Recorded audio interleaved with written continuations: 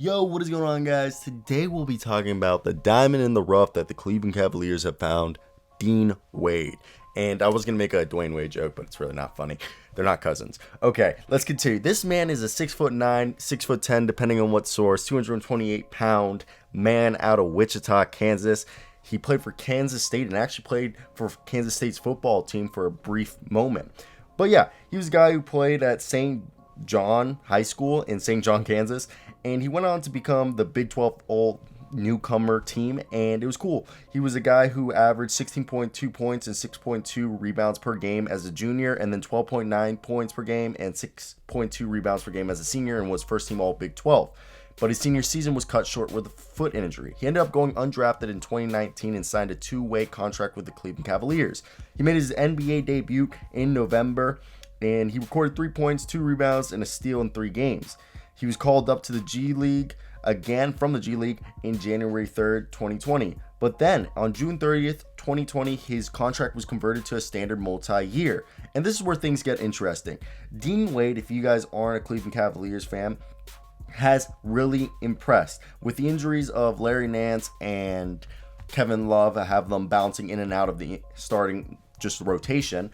We've seen Wade play 35 games thus far this season for the Cavs, with him averaging about 12.7 minutes per game. And it hasn't been to say a lot of minutes for him, but really it's been a showcase for him to show his skills. He's really been hitting 38% on his three-pointers, and he's been really good in the past 10, 12 games. In the past 10 games, he's shooting 37. In the past 12, he's shooting 38. And he's shooting 43% from the floor. I think this is amazing. For a 6'9" guy, shooting 43% from the floor, 37% from three. He's shooting 80% from the free throw line, showing that he is a good shooter. This isn't a fluke. And he's grabbing almost 4 rebounds a game, dishing out 2 assists, about half a block a game, half a steal a game. And all of this in 20 minutes a night in the past 10 games. And it's really fun to watch this because he's showing his ability to have the shooting factor for the club while also giving some rebounding that they need. Obviously, this is very interesting because we've seen lineups where I would love to see a lineup with Larry Nance at the 5, Wade at the 4, Dylan Windler at the 3, Colin Sexton at the 2, Darius Garland at the 1. And I would think that'd be an amazing lineup. And I think that would be crazy. I think that would be I know it's a little small, but I think that'd be a lot of stretching. And I think the best part is I think he could really replace Dean Wade would be a cheaper option, and he can replace Chetty Osman and Taurean Prince. And really, Damian Dotson and Chetty haven't been shooting well, so Dean Wade's been shooting better. So I think they should continue giving him the minutes that he's been really deserving. He's earned these minutes. And it's awesome to see Dean Wade just show, like, on the season, he's playing 13 minutes, still shooting 37%, about 38%. It's 37.9, 38% on the season. But in the past 10 games, if you really want to look, he hit a buzzer beater against the Los Angeles Lakers. He's been balling out. He's been a really fun guy to watch.